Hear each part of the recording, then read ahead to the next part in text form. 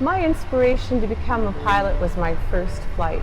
I had a summer job interviewing pilots, was asked to fly in a small airplane for the first time, and my first flight was epic.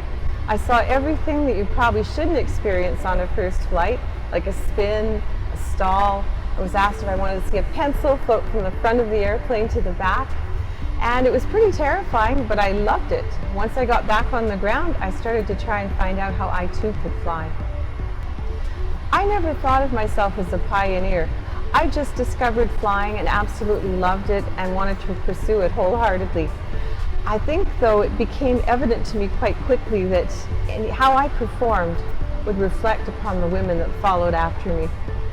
I think mentorship is really important and role modeling, and I have to say that my mother was a strong, independent woman. She was a single mom back in the 1950s when this really wasn't socially acceptable, and I did learn quite a bit from her example of a strong, independent woman.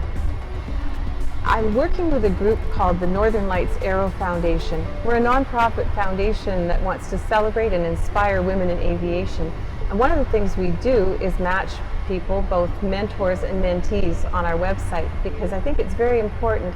Quite often young women will say they never even considered the career because they've never seen anyone else doing it. And we'd like to change that.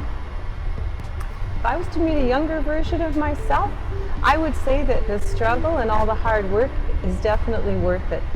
I had the best career in the world as a pilot for Air Canada, and I really encourage other women to pursue it.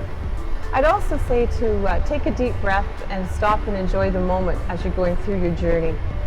Sometimes we just don't do that.